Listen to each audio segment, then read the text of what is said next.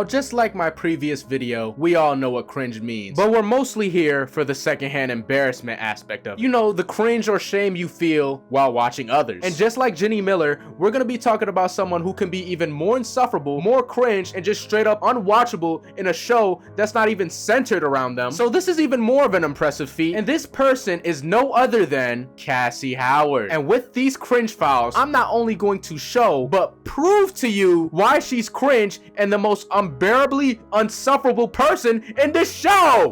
So, yeah, with that out the way, let's get into case file 1. This consists of cheating on McKay, remaining the victim, and this Ferris wheel scene. Now, I feel it's only fair that we start from the beginning and start off with her childhood. I feel like this might explain some of her actions in the series, so it's worth mentioning. Cassie grew up in a 2-parent household until her dad cheated on her mom, so he basically ended up leaving. But he still paid visit now and then, and this really took a toll on her when people would talk about it in school. Eventually, her dad would just rarely visit at all. Then her dad would get into a serious car crash, which means she was finally in contact with her dad again, but that wouldn't last much longer, because the last text and time she saw him is when he came over to steal some dishes, and he told her not to tell anyone, and that was the last time she saw her dad. Oh yeah, and this is her younger sister Lexi, who she's just straight up awful to sometimes. So with that understood, I think we can all agree Cassie suffers from abandonment issues, and you know, that's pretty sad. But that's where my sympathy stops for this character, because we about to get into the juicy details of why she's insufferable. So this is McKay. Him and Cassie would actually start hooking up and dating before the start of the series, and at this point McKay kind of knows she's kind of a goer, but we all been in this situation once, so he's just telling her, you know, she's the most beautiful girl in the world, this, that, the third, but he generally has no intentions of hurting her. And McKay is also friends with Nate. Friends might be a stretch, but they're acquaintances. And there's a lot of things I can say about Nate, but I think this scene explains him perfectly as a person. Yo, how about you coming right on this dick?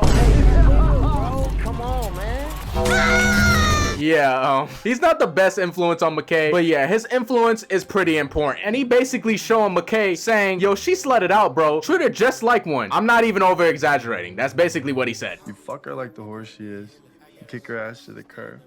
You don't, we will. But I'm gonna need you guys to keep this in mind for later. This is what Nate has to say about Cassie. But my boy McKay is solid, man. He does not crack. He defending her. He like, man, y'all don't even know that's her, man. Watch out. Solid performance. I can respect it. But this is when everybody decides to go to a carnival, because Nate's dad's hosting a chili competition there, and so everybody decides to go. Side note, him and his dad need to get locked up. I ain't gonna lie. But anyway, Cassie and McKay end up running into Nate. They dab each other up, and he's like, hold on, you guys a thing? And if you guys remember from earlier, he was talking mad smack about her. So McKay decides to say, nah, we just chilling. This actually visibly upsets Cassie, so she ends up walking away, which leads McKay to follow her, and he's like, come on, what's going on? And she's like, you literally just told them we're not in a relationship, basically. And McKay's like, yo, you know I only did that to protect you because Nate was just gonna talk trash. He even says, because whatever you done, you know Nate was gonna talk about it. But Cassie's just like, huh? Done what? What are you talking about? I don't know what you're talking about. All right, Cassie, we know those videos are floating around, bro. This is literally your man. Why are you acting like you don't know what he's talking about? Like, I bet some of the school has seen those videos and all he was trying to do was protect you. You'll know she tends to act like this a lot. But I'm not gonna do too much though. I think in a way she's kind of valid, you know? Basically implying you're not in a relationship with someone when you are. It may have hurt her feelings. I think that's kind of valid, you know? I'll let it slide. But the way she proceeds to handle it, like, oh my god. So McKay just calls it a night and he ends up leaving. Meanwhile, Maddie runs into Cassie and she's like, yo, you trying to do some drugs? And Cassie's like, nah, I don't really do that kind of thing. Nah, I'm just joking. She says yes. So now high off some narcotics, she goes up to Daniel, a classmate of hers, and she's like, you want to ride the carousel? He agrees. And then what proceeds to happen is the most cringe-worthy secondhand embarrassment scene I have seen in this show up until this point. She proceeds to just start dry humping the Ferris wheel. Keep in mind, there's like kids around here, bro. This is a kid event too. Like, what are you doing? Like, this is the most attention-seeking act I've ever seen. And if that's not enough, she proceeds to kiss this man.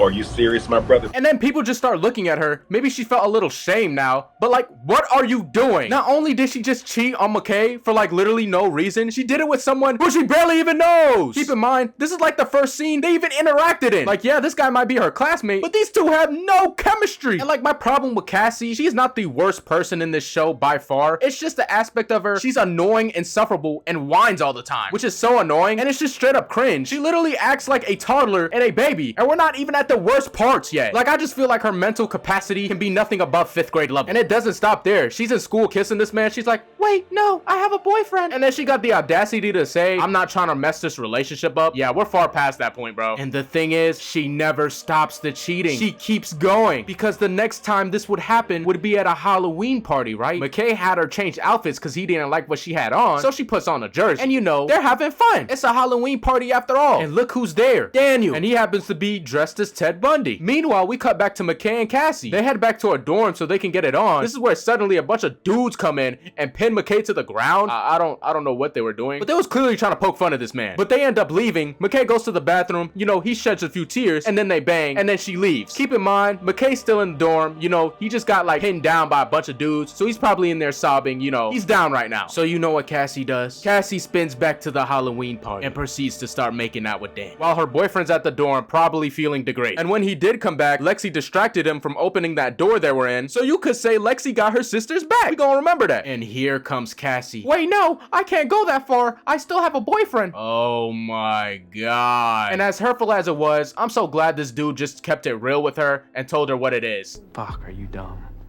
You came on to me, remember? And ever since then, you show up, you lead me on, and then you whine about your fucking boyfriend.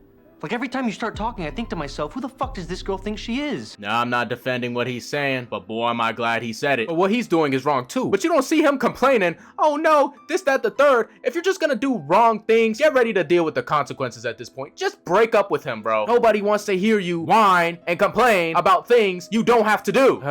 Moving on, since McKay and Cassie been banging this whole time, Cassie finds out she's pregnant and then tells McKay, but you know, of course he's not trying to have this baby. Neither is Cassie low-key, but she's just talking about some maybe it's okay to dream about it. Yeah, you're in high school, man. I don't think y'all should be having kids. I don't really feel bad for Cassie here because she knows she was getting it on unprotected, so it's kind of like whatever. But she ends up having an abortion, and that's pretty much the end of that. That pretty much sums up the first case file, and boy, do things only get worse. And I really mean that. We're just getting started. Case file 2 gonna consist of sleeping with her best friend's ex-boyfriend, crashing her sister's play, ruining her best friend's party, and being so starved for male validation it's unwatchable. And that's just the overview. Let's really dive into this. So with all the cheating that she's been doing, she eventually starts to feel guilty, and she would even have conversations with her sister. She's like, should I tell McKay? And she's just like, you probably don't have another option. She doesn't actually tell McKay she cheated on him because she's a coward, but she does break it off with him. So now they're finally broken up, and all she had to say was, I don't think I'm a good person. And I'm just glad McKay put 2 and 2 together finally and stopped fighting for this girl. But moving on, it would finally be New Year's, and Lexi and Cassie are planning on heading to a New Year's party. But they would get into an argument because Cassie kept drinking alcohol, so she just ended up leaving the car, and now she's stranded at this gas station and eating some donuts. This is when Nate would pull up, buy some alcohol, and hand one to Cassie. Kinda ironic how she was just having an argument for drinking alcohol. And Nate cuts to asking questions. He like, what you stranded out here for? Are you still with McKay? And she's like, no, we broke up. We're just in different places. Man, you was just on different meets, bruh. We're not trying to hear that. And Nate tells her, would you like a ride to the party? She accepts. And you know what? Nothing crazy about this so far. Yeah, she's in her best friend's ex-boyfriend's car. That's a little fishy, but she was stranded. She just needed a ride. And I wish it was just as simple as that, but it is not. So Nate decides to speed up to like over 100 miles an hour because he's crazy. And she actually looking at him kind of crazy, which is pretty reasonable. This is when some of the alcohol spills on her. And you know what she does? Instead of like a normal person trying to get something to dry off, she just decides to take off, you know, the things and sticks her head out the window as this man is accelerating over 100 miles an hour. Oh my God. Is she stupid? Is there no brains in there? Like what? Like what compelled her to do this? She did this for what? No peer pressure. She just did it. And then they would finally get to the New Year's party and they would start banging in the bathroom. So while they're getting it on, this is when Maddie has to use the bathroom. So she starts banging on the door. She realizes, yo, is that Nate's voice? Yo, Nate, you in there taking a deuce? And this is where Cassie has the audacity to start crying. Nate's like, bro, shut that shit up. You haven't been caught yet, bro. Put your jugs away and go hide in the tub. So when Maddie gets in there, you know, she starts using the bathroom. She's doing a number 1. Yo, by the way, Maddie low-key got some terrible house etiquette. Like she just used these people's rag to like wipe the pee and whatnot, and then she threw it in the tub where Cassie was. You know, me personally, if I was her, I would have just did no wipe. Is that crazy? I don't know. I'm not a girl. She would finally end up leaving when it was clear, and then she would go talk to McKay, and this is where she says she's not a good person. One once again just addressing the fact she never actually told this man she was cheating. This is more of coward activity, but I'ma still say it's cornball activity to me. I do not care. But finally, the New Year's party would conclude when Fez beats the bricks off Nate. He only did this because Nate tipped the police off, leaving Fez to have to flush down all the drugs down the toilet. And Nate only tipped the police off because he was salty after getting threatened by Fez to leave Rue and Jules alone because this man was out here blackmailing them. It's a whole nother ordeal. Basically, Nate is a terrible person because it's very important you know that before I move forward. So they end up taking Nate to the hospital, and this man Nate is out here daydreaming on how Cassie's the perfect girl for him. He's like, how could he have ever overlooked Cassie? She was perfect. She was submissive and might actually bring out the good in him. Boy, is he wrong. He would finally end up getting released from the hospital though, and Cassie and Maddie would be hanging out as usual. And this part really stuck with me. They're out here talking about their spiritual journey and how Cassie loves to be loved. And she's like, how do I fix that? And the problem becomes so transparent. And Maddie says, when you want to say yes, just say no. And this perfectly explains the solution to all of her problems. Would you like a ride to this party?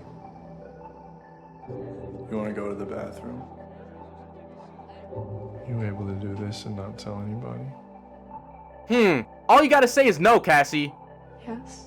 Like, I don't know how anybody can have sympathy for this character. She's unbearable and she's a cornball. Like, bro, you literally caused your own downward spiral. And this is where we start to see her obsessive personality for Nate's validation. I mean, it's nothing new. She's always been on the lookout for male validation, but this is just a whole new level to it. So when Nate got released from the hospital, she didn't even wash off his blood. This is a little questionable. Maybe she forgot. I highly doubt she did. I feel like you can overlook this, but I feel like it's worth mentioning. You know, it's a little weird. And Maddie and her would be on the phone. She'll be talking how Nate sent her the sweetest text message ever, and Cassie would just be on the other end like, oh my god, that's so sweet, that's so beautiful, knowing she out here messing with her man. But behind closed doors, Cassie, all she would be doing is calling Nate and just whining and complaining, saying, I can't do this anymore. What if she finds out? She's going to kill me. Oh my god, Nate, I feel like I'm going crazy. How can Nate listen to this? Bro, just throw the whole relationship away, man. Leave both of them at this point, bro. Like, you tell me if you can listen to this 24/7. He wished he was back in the hospital. Just take a deep breath. Nate, I'm legit going crazy right now. You can't do this to me. All she does is whine and complain. She just yaps your ears off with her personal problems that she created herself. Like, no one told you to be messing with your best friend's ex.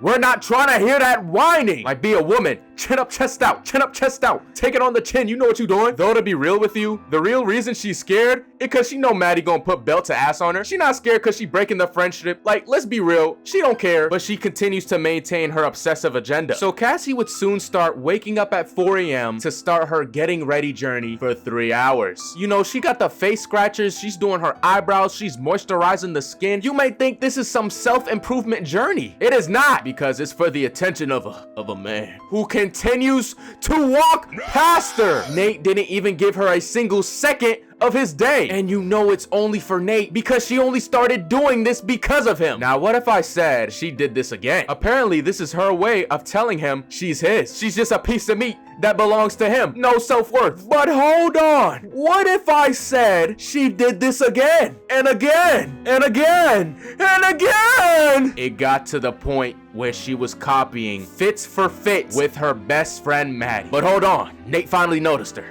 Congratulations, Cassie. You got a glimpse from Nate. To Cassie, this was her biggest accomplishment that day. She could have left school early. Who needs a diploma when Nate Jacobs is looking at you, right? Now, I'm not gonna say the fits get worse, but they get more creative. Because now she's dressed like a country girl. And remember that play I was talking about she's gonna crash in the future? Rue actually thought she was from the play because of how she's dressed. And it's so funny, Lexi's out here trying to tell them, yo, cut it out, bro. She's about to spaz out. And Cassie just refuses to believe she's dressed like she's about to take part in a play. Because we know damn well Cassie does not dress like this. But then she indeed spazzes out. Yes, fuck it, I am in love with Nate Jacobs and he is in love with me. And you know you fucking give me that look, Maddie, because I didn't fuck your boyfriend. You two were broken up for 3 weeks and 3 days before we even had sex, so I didn't betray you. Plus, you guys are terrible for each other and you know I'm right and you guys can all judge me if you want, but I do not care. I have never, ever been happier. And the thing is, that never actually happened. That was all in her head. Instead, she just looked at the mirror. That's all she did while they were talking. She was just looking at herself. She's literally mental. She's literally in her own world with her own agendas and does not care what anybody thinks or has to say about it. Like the level of fake and delusion this girl is on. One moment, she's hanging out with her best friend Maddie, chilling while she's babysitting. And then the next, she's out here banging her ex-best friend's boyfriend, a dude who is actively texting Maddie he still loves her. But if it wasn't a surprise to you, Nate was actually still seeing Maddie. He's out here bringing her flowers, hugging her, comforting her. Maddie's telling him, you know I hate you, right? He's like, I know, it's okay. We all know Nate don't care how she feels. He really care about the control. And when Cassie finds this out, they start arguing. Nate's telling Cassie they're not actually back together yet, which is true. But Cassie knew he still had feelings for Maddie. She just ignored it. And Cassie cuts straight to gaslighting. She's like, if I would have known you still had feelings for her or we're gonna get back together, I would have never done all of this. And Nate just puts it perfectly. Bullshit. If you were a fucking sweet person, you wouldn't have fucked your best friend's boyfriend. Then Cassie, probably feeling like she's backed into a corner because he had a good point, so she starts putting on this act. She's like, I don't care what happens to me. I don't care how mad Maddie gets because you two shouldn't be together and I'll do everything in my power to prevent it. And Nate's like, how do you know we shouldn't be together? Because she's my best friend and I'm in a relationship with you. Like, does Cassie just never hear herself talk and how ridiculous she sounds? Yeah, that's your best friend, Cassie. Maybe you shouldn't be messing with her ex-boyfriend. But that never once crossed her mind. And then Nate's like, I don't think you understand how crazy Maddie is when it comes to our relationship. And you want to know what her rebuttal is? You don't understand, Nate, is I am crazier. That's not something to be fucking proud of, Cassie. No, but it is something you should be scared of. Like, bro, this is some cornball activity, man. Yo, shut that shit up, man. What? Who is she feeling like? But I'm sorry, I have to show this next clip. It's just so ironic that she says, you going with my best friend, you know, that's screwed up. Cassie, what are you doing? What are you doing right now, bro? What are you doing? You know what's fucked up, Nate? You telling me that you love me and then going and being in a relationship with my best friend. And then she leaves the argument with a simple okay bye, like she's on some peaceful John. Oh my god. Yo, bro, what is she doing, man? Yeah, let's just move on. Eventually, Rue would be running from her mom because she has a drug problem and she doesn't want to go to the hospital. So she would go to Cassie's house. Cassie's mom would get a contact of Rue's mom, so her mom would end up finding her. So you can imagine, she's pretty pissed. So when Cassie starts talking about some take it one day at a time, she's just like, oh, how long have you been sleeping with Nate Jacobs? And Cassie cuts straight to the gaslighting and she's like, you guys can't believe her. She's on drugs. But it's just so crazy. I want you guys to understand, people believed the girl that was on drugs before they believed Cassie. And they're so valid for this. Now just look at this coward behavior. She was just talking about some, oh, I don't care how mad Maddie gets. I don't even care. Look at her now. She's running. Look, she can't even face Maddie. And she's been putting on this act like she really didn't care what would happen to her. Yes, she does. Look, but are we surprised? Nah, not really. Cassie's mental state was getting so bad that her mom made Lexi hide the knives in the backyard and would just keep arguing with her family, talking about, how do you guys know Nate's not a bad person? And then she compares herself to Rue. Like, oh my god, this is the cope of doom. And hiding those kitchen knives proved to have been the right choice because she tries to stab herself with a corkscrew. Like, oh my god, Cassie, it cannot be this serious. And I love what Lexi has to say about Cassie's relationship. It just proves what's wrong with it. I don't fucking trust you. No one does. Yeah, because you fell in love with someone who spent years making fun of you. It's sad. Maybe Cassie remembers all the nice things Nate had to say about her. You fuck her like the horse she is. You kick her ass to the curb. I wasn't joking when I said remember this. Finally, it would be time for Lexi's play, and she would be there with Nate, of course, like no shame whatsoever. And then these dudes would come out and they would start dancing. I guess it was a little too zesty for Nate because he would get mad and end up leaving. Even though we all know Nate, you know, his sexuality is definitely on the spectrum. So after storming out of there, Cassie's just like all mad, staring out the window. I guess she has the need to get revenge. Like, bro, what is she doing? So she would walk up to the stage, basically crashing the whole performance. She brings out her sister to just absolutely embarrass her in front of everybody, and her sister's just pleading with her like, please stop this. And she's just like, no. She's loving the attention she's getting right now. She doesn't care what her sister thinks. And Cassie's mad that the play is basically based around Lexi's life, and she just made it more obvious that they were talking about her in the play. And bro, her speech was so corny.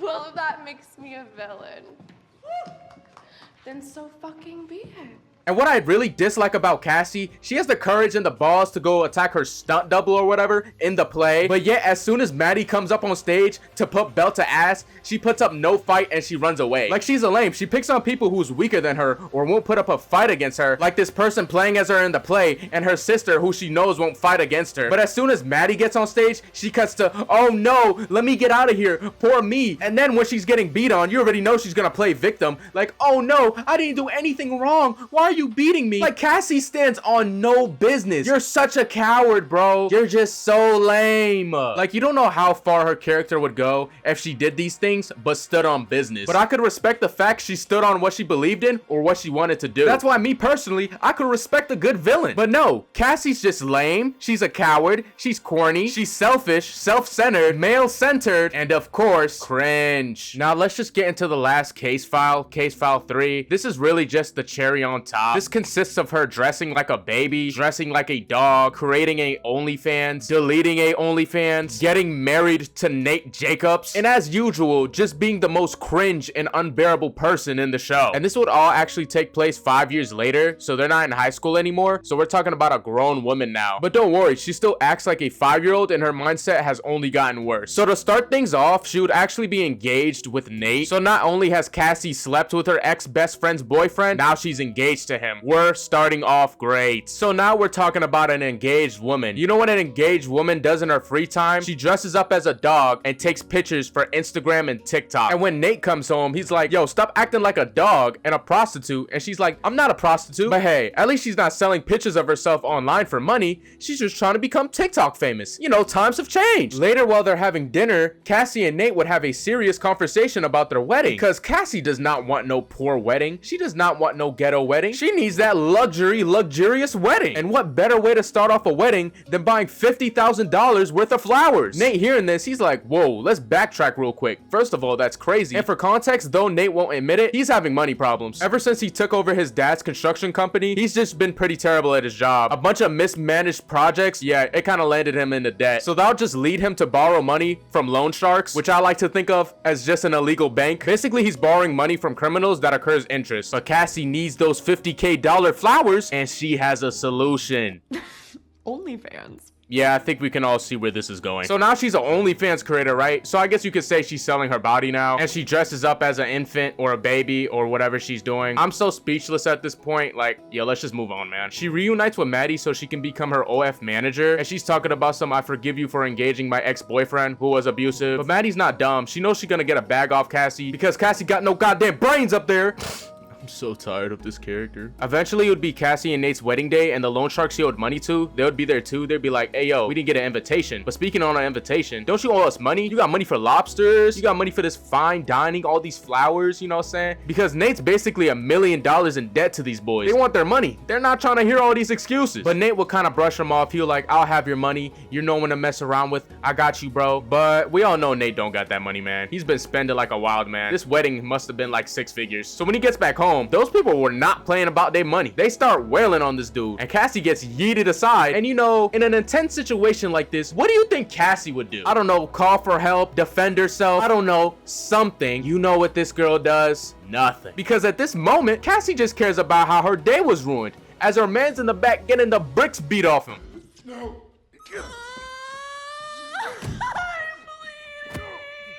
Like, literally any other decision would have been better. It would have been better if she ran away, honestly. Like, literally, what does this accomplish? Nothing. And like, the longer I record this, I'm just getting so tired and fed up with this character. Like, I gotta do a speed round. I'm sorry. I can't stand to look at this anymore. Like, I'm at the point where talking about it is just so pointless. This character has no progression, no nothing, bro. What's even the point of this character? Why didn't we kill her off? Like, every time Cassie was on screen in season 3, I hit that 2X button. I'm not watching that. Basically, now that Maddie's her manager for OF, she continues to do her OF content. But Cassie gets a role to play in a show or whatever, and she tries to fire Maddie. But Maddie claps back since she works in the movie industry.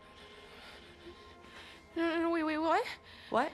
When did that happen? What does it matter? I don't represent you. And just so Cassie doesn't pull this stunt again, Maddie makes her sign a contract. You know Cassie doesn't read any of it though, because it's Cassie. She could have signed her life away. She wouldn't know, but she got a big smile. She's happy. And now since Cassie's trying to get in the Hollywood industry, right, they would realize she got an OnlyFans, so they're like, yeah, you gotta delete that. She deletes it without even telling her manager, Maddie. Then Maddie would end up getting fired from her job when they realized, yo, you trying to get us to work with a sex worker? Yeah, you're fired, buddy. Now Maddie all depressed, I guess, since she deleted on OnlyFans, her only source of income, and she lost her role for Hollywood. And remember those loan sharks from earlier? Bro, they buried Nate alive. I feel like we losing the plot, man. What is even this show about, bro? Weren't we talking about high schoolers? Surprise, surprise, Nate ends up dying anyway because he gets bitten by a snake that crawled through the breathing hole. Like, this gotta be the most pointless death, bro.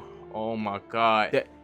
They write everything together and they think this was a masterpiece. Every story connects, guys. This is a masterpiece. Like, oh my god, bro. Just throw this whole show away, man. What am I watching? Let's just wrap this up, bro. It's time for the closing case, man. I can't do this. So not only would Cassie cheat on the guy who defended her multiple times from Nate, but she would cheat on him with a guy she barely even knows named Daniel while dry humping in public, all because McKay didn't make their relationship public to Nate. Then she would just break up with McKay without ever telling him straight up that she cheated on him. So not only is she a cringe cornball, she's a coward. Then she would sleep with her best friend's ex-boyfriend on New Year's while she was at the party and continue to be cool with her like nothing happened. She would even answer Maddie's calls when she would talk about Nate sending her sweet messages, and she would be like, oh, that's sweet, just being fake. Then when Rue reveals she slept with Nate like the coward she is, she runs upstairs and hides, doesn't even have the courage to face Maddie, but yet she pretends to be this crazy person who doesn't care. Well, that's a lie, because as soon as push comes to shove, you're the first one running, crashing her sister's play and embarrassing her in front of the whole school, attacking a girl in the play because she was portrayed as her. But as soon as Maddie gets on stage, she cuts straight to running. It just shows how much of a coward and cornball she is, which just proves she can just straight up be a bully sometimes, but when someone stands up to her, she has nothing to say and she acts like a coward, and then cuts straight to victim mentality. And she did this over a guy who spent years making fun of her. She literally chose a man over her own sister because Cassie wouldn't dare embarrass poor Nate. Then she gets engaged and later married to Nate, Maddie's abusive ex-boyfriend, and now as a married woman, she would dress up as a baby and a dog for her OnlyFans. And the thing with this character, she never grows. She stays the same